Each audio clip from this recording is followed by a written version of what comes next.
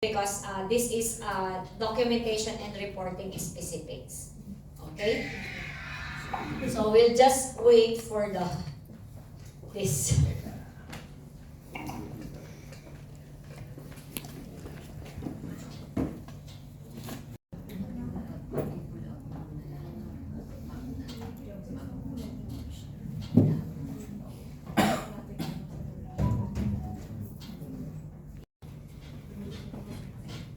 Okay, so our topic this morning will be documentation and reporting specifics. So, why report when the troops are running smoothly? So, everybody always asks us, oh yeah, like this, right? When you do the NSO presentation, we can see that you are doing the troop meetings religiously. However, when it comes to reporting, we don't see it because you don't post the pictures. Okay? So, primarily, I need you to do the reports because of, first, accountability. We are accountable to our donors because we are using their money or their grant. Okay? Second, transparency. Because transparency fosters trust and open communication between the donor and us as beneficiary. And lastly, because of professionalism.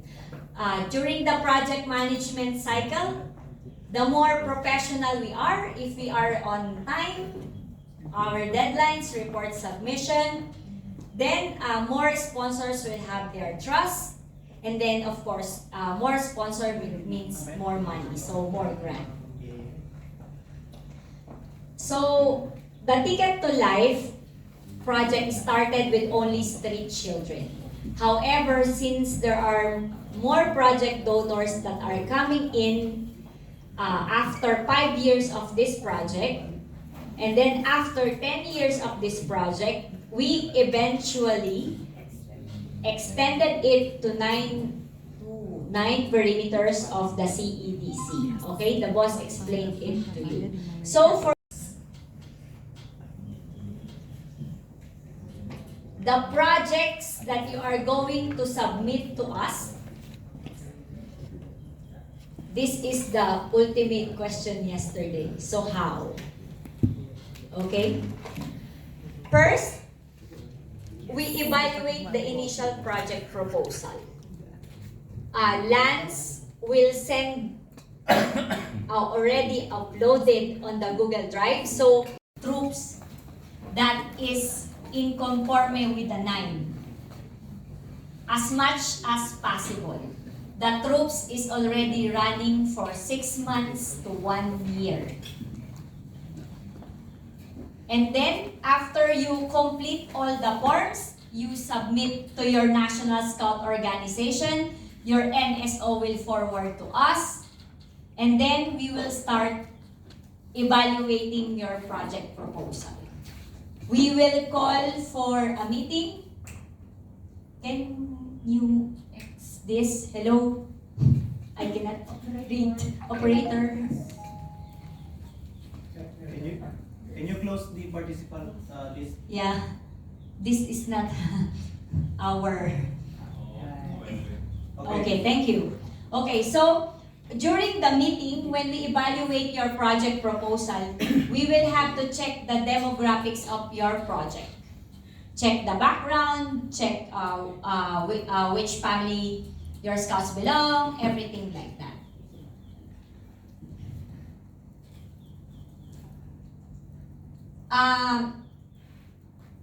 We will provide the PowerPoint presentation. Okay? So, you need to listen to me. Because, you know, it's very difficult if you do this online in a meeting. Face-to-face is more, because you can straight shoot and you can see visually. Online is quite difficult. So, we will provide the presentation. Are we recording? And we will provide the recording if you want. Okay? So, after we evaluate your project. Training, and you are in the great end of the APR team. We miss you. Yeah, next time again for Ticket to Life, okay? Have a great day, Bea. Bye. Bye.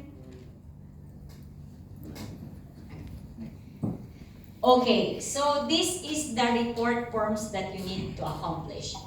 When we evaluate your forms, we do the country situation of your children. So that is like the background, everything, the things that we will have to ask you. After that, you need to complete your parents' consent forms. This is the start. You need 36 troop meetings.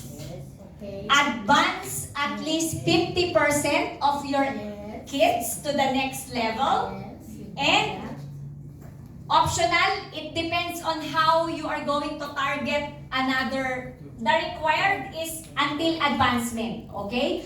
But of course, for example, like those who are existing that is already like Ate Sophie, 10 years with us, showcase the TTL project as answer to SDG's universal call to action, particularly contributing to SDG 1, 4, 5, 10, 16, and 17. Because when we deliberate, Ticket to Life falls that we can help on SDG 1, 4, 5, 10, 16, and 17. These are projects or activities that the Ticket to Life Scouts can help. For example, this one is, for example, you do the international cleanup something, that activity. So it will fall on your objective number 4. Yeah.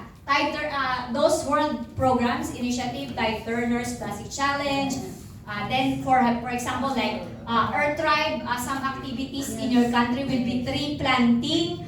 Ate Sophie has an urban agriculture project. So that when you orient something to give them to be pleasant, and then we need to check it if you are in the activities, if you are funding it, like if you indicate there that there is a certain amount, we need to check it with the activities. Okay? Then you need to, that date, where are you, Lance? There is a date here, month and year. So usually, parents orientation and meeting happens in January. The start of the month, the project. So usually it's January. Okay? So you put one number, that is one activity. For example, your budget is $75, and then that is the cost. On the budget heads for all activities, we put is at one activity. You don't need to count the number of people. So it's one activity and it's a whole. So we need to see that your country plan is logical to your troop plan and it's logical on your budget. Any question? What happened in the last 6 months, right? So, we need to check in your biannual report if the scouting orientation with parents or with the local community happened. Okay? Because we will check on your troop plan the troop meetings from January up to June. We will check 3, 6, 9, 18 troop meetings if it happens. So your biannual plan should be completed, like all the activities included here should be from January up to June. Okay?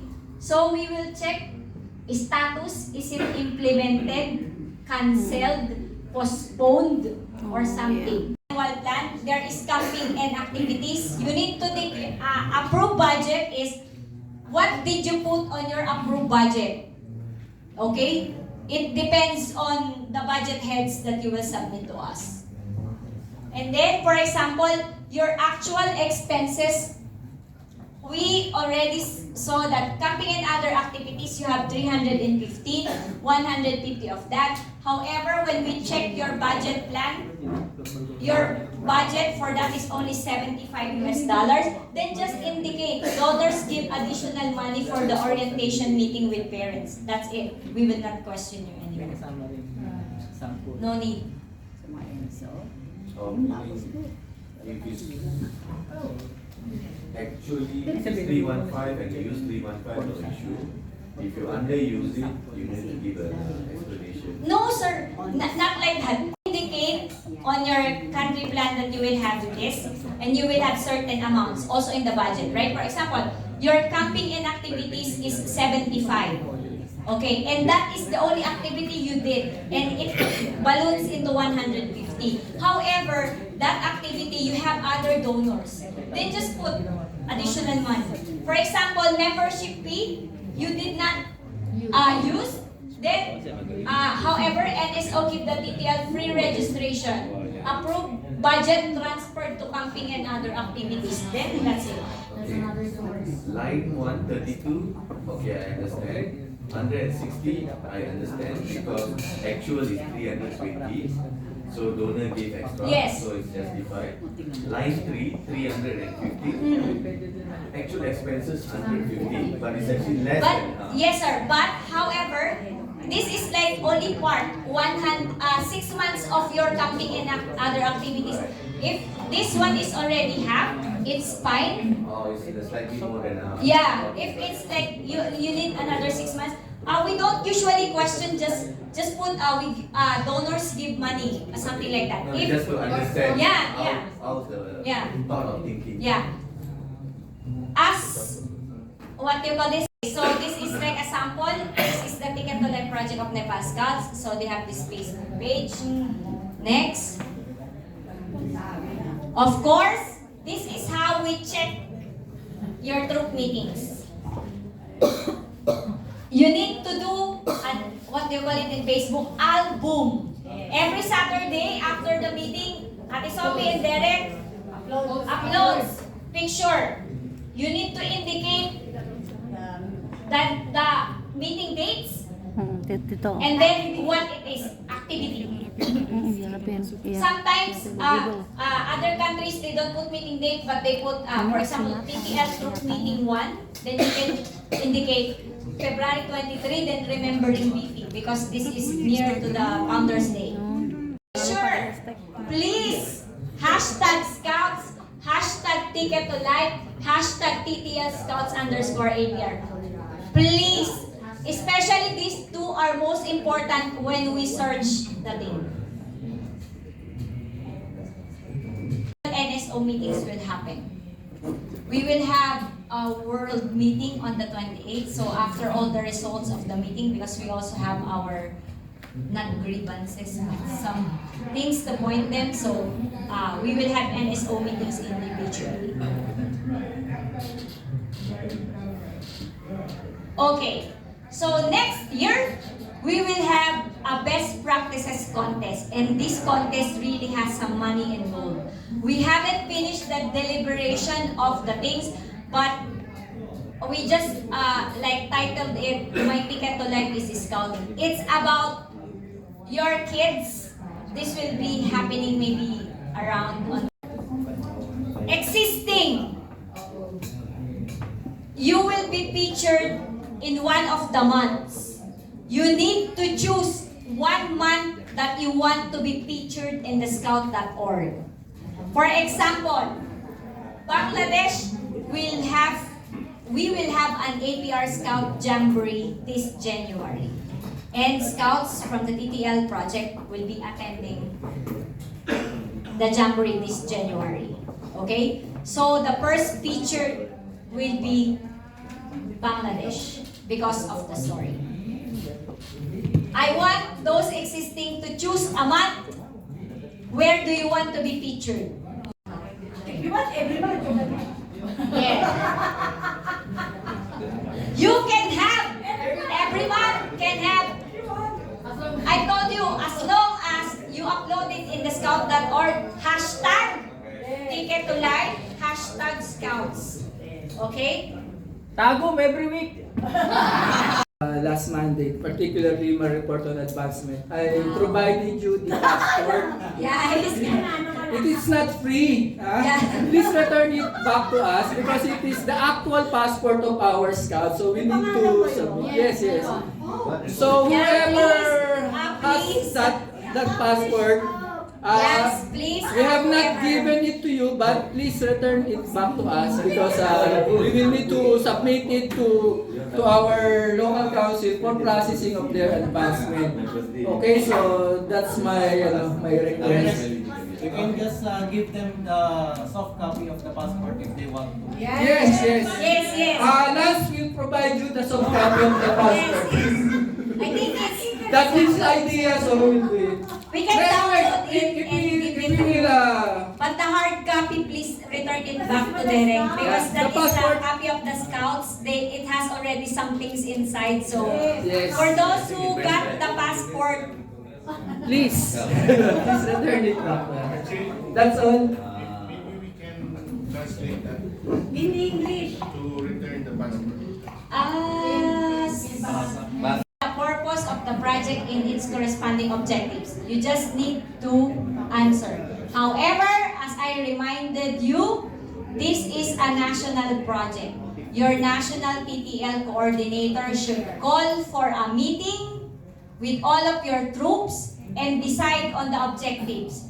Please remember, when you decide for your objectives, the objectives should be met at the end of the project cycle. Objective number 1, to maintain, for example, you have Philippines, for example, has 4 Scouts troop, so that will be 32 times 4. For example, it's like 32 to maintain 400 Scout kids under the Ticket Oleh project. So that is your first objective. So that one should be met at the end. You as an NSO will have to decide what is the objective of your project so that you can meet the project. Okay? What are the tools you will need to achieve for your expected outcome? You have to remember that on doing your objectives. What can we do to achieve these objectives? Okay? Briefly explain the current situation and what change you are trying to achieve in your NSO community and why. This is the questions in the form for those new which you answered us. How did you choose this community for the project? How many Scouts are living in the area? Describe. Are the children studying? No, yes. Or are they? Who is helping them in basic studies? Something like that. These are the basic questions that you can deliberate on answering. Please briefly explain the current situation. Our Scouts are poorest of the poor. Some Scouts are in the juvenile. Some Scouts are street children. They are refugees. So you have January and in December. Support expenses. This includes the following: Ticket to Life annual training, workshop, field visits, and everything. This will be completed by the NSO who will host the workshop next year. For example, in the ASEAN leg, we offered the hosting to Thailand. Okay, so they will be the one to complete the support expenses. Okay, for those who are not hosting it, then okay, to complete. Budget, we will talk about it. No more nuns. Partnership.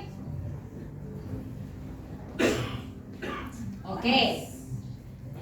Co-funding agency, at the moment, no. I mean, on this paper, don't put anything. Okay? Yeah. It is, do you have a partner? But you can put a partner, but no money involved. For example, Ate Sophie can put Our Lady of Remedies Parish Church. Ma'am Ruby can put the barangay. Kampong. Okay? You can put the school. Because here, like, for example, co-founder Our Lady of Remedies kind of support. For example, they provide the center every Saturday for the troop meeting. Ma'am Ruby provide the covered court for the meeting every Saturday. Is this a support confirmed? Yes. Because every Saturday you are meeting at the school, at the covered court and everything. Okay, so that's it. Don't mention any money involved. Just what will be their contribution, the place, something like if the, you need to complete it so that we will transfer it. The account. No more lines. Okay. Then we go to the budget.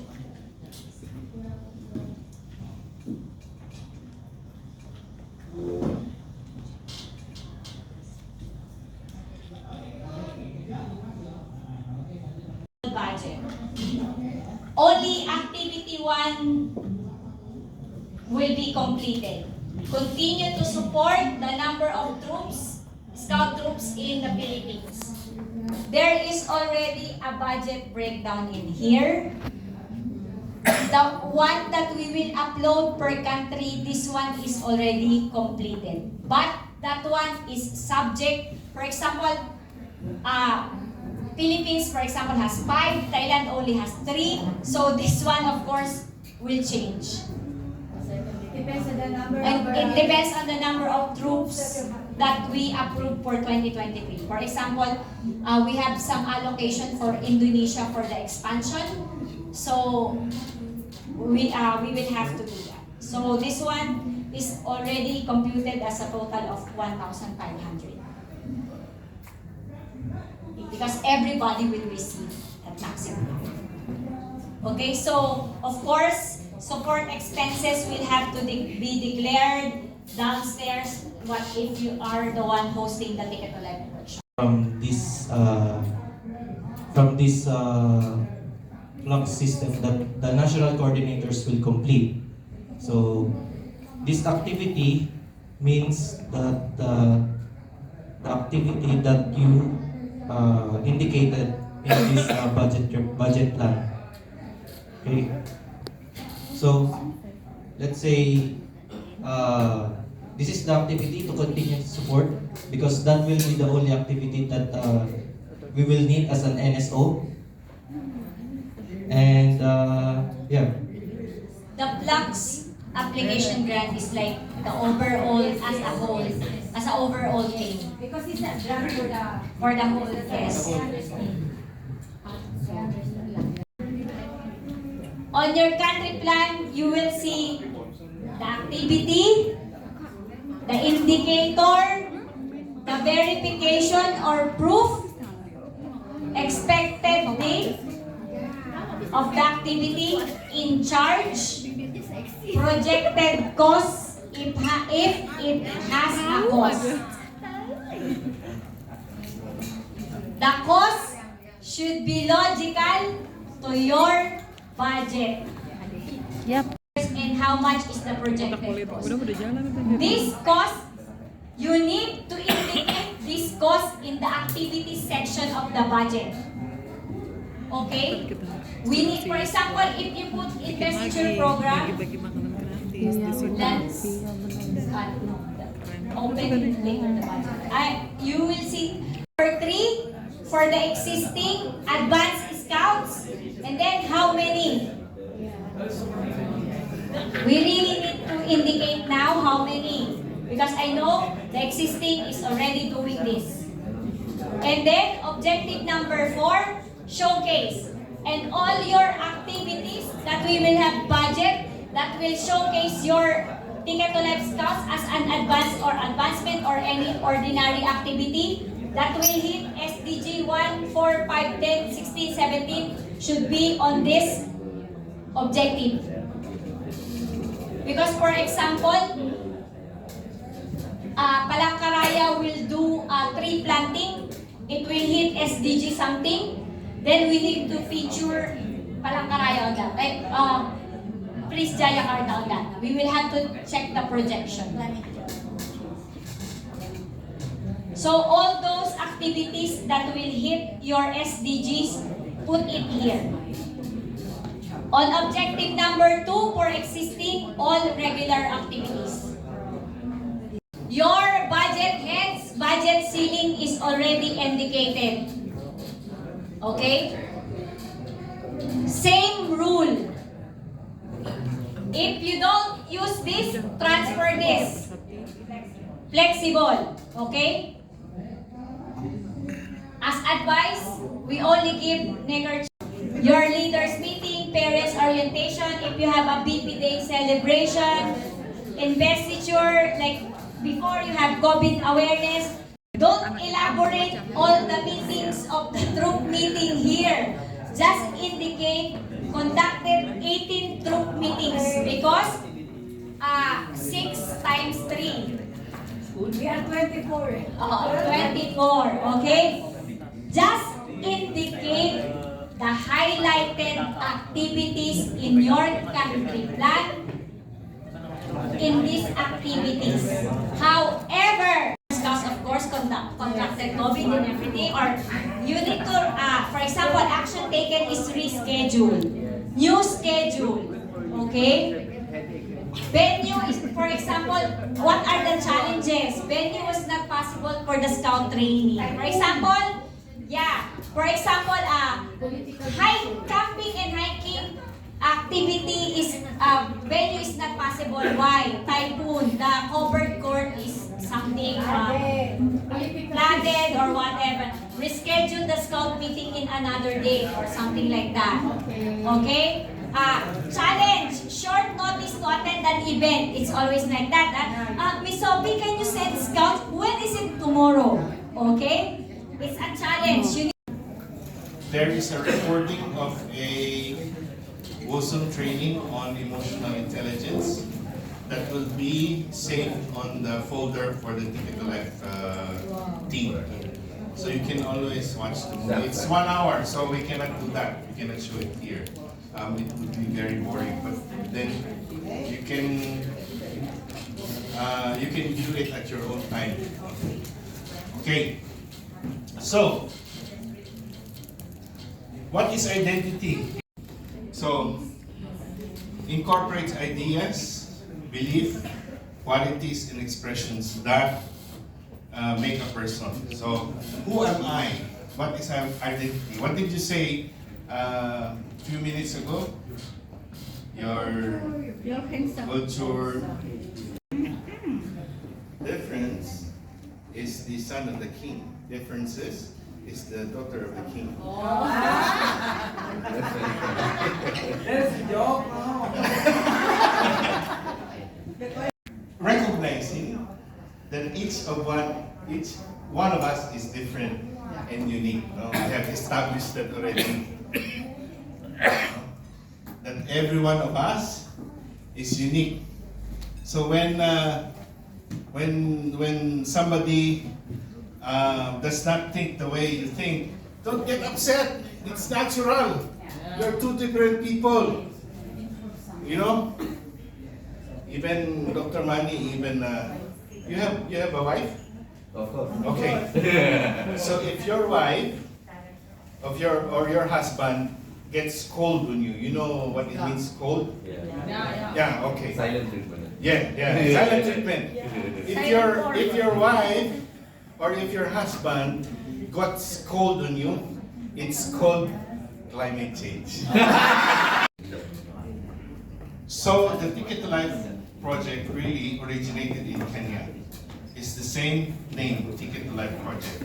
It's for street children, and therefore in the Asia Pacific region, starting with 6 countries, we were focusing on street children. So there was a very generous family, Imholtz Foundation, that tried to support us for 3 years.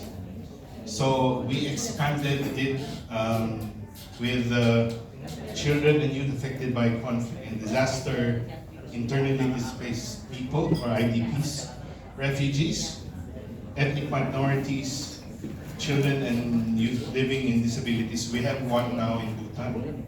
Orphan children and youth, and then children conflict with the law. Organizing team would like to express our sincere appreciation and heartfelt gratitude to the following guests of honor.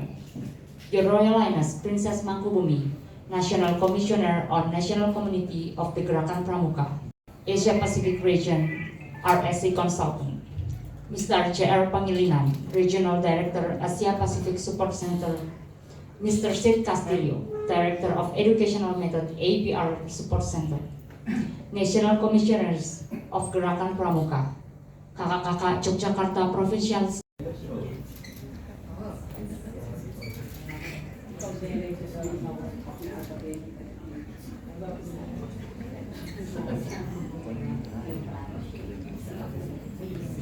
Persekutuan Pengantar Malaysia.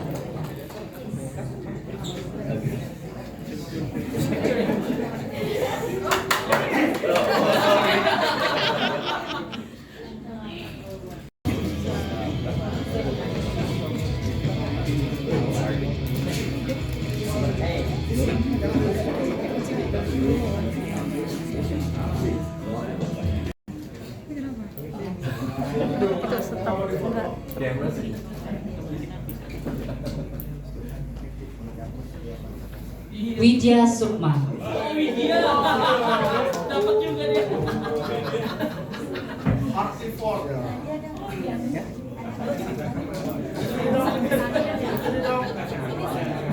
Dia nggak tahu kamera mana.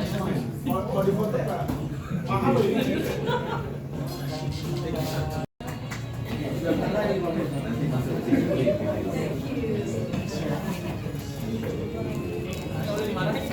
Bisa, kan?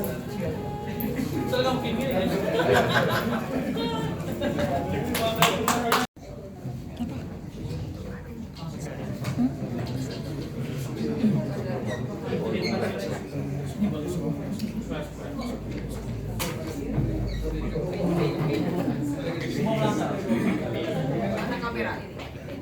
Boleh tengah sekarang kan?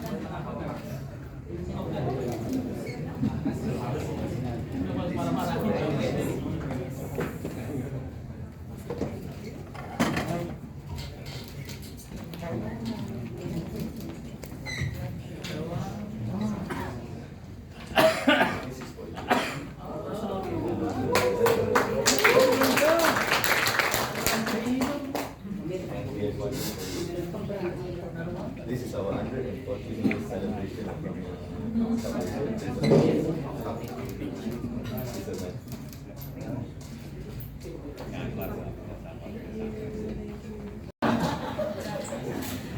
I should stay here. Yeah. Yes.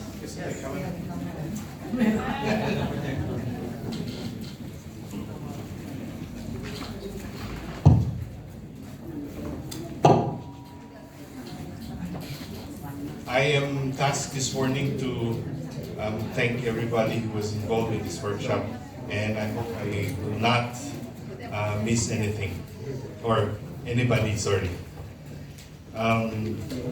So first we wish to thank Quarter Nacional Gerakan Pramuka for Kak Saul and his team.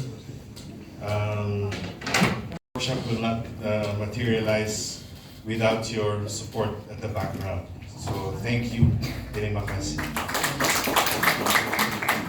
For all the volunteers, semua relawan, it will be a long list if I mention your names. So thank you for doing your volunteer time here. We know that you are very busy with your work, but this is a weekday and a weekend, but you choose to be here.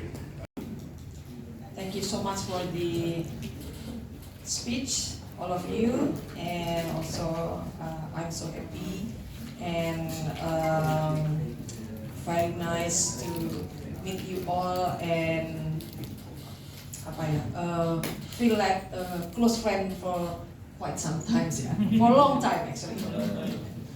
And for the closing remark, I have to read the Kapwa's speech, but he wrote in Indonesian.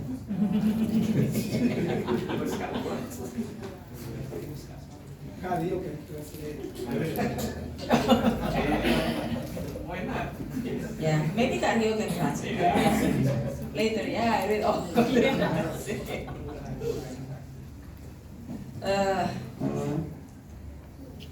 sambutan Ketua Kuartir Nasional Gerakan Pramuka pada penutupan APR Workshop Ticket to Life di Kuartir Daerah Gerakan Pramuka Daerah Istimewa Yogyakarta tahun 2022.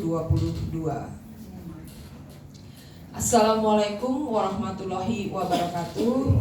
Salam sejahtera bagi kita semua.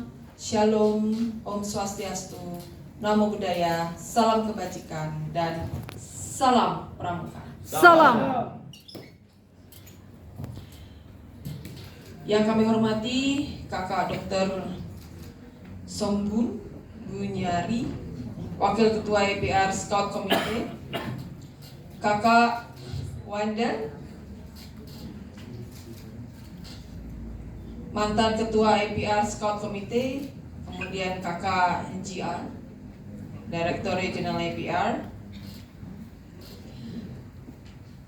kemudian juga dari Kuarda Daerah Istimewa Yogyakarta, kakak-kakak Forkominda dan SKPD di Yogyakarta selaku anggota Mabida Gerakan Pramuka, kakak-kakak Andalan Nasional Gerakan Pramuka dan Andalan Nasional Koordinat Wilayah 2,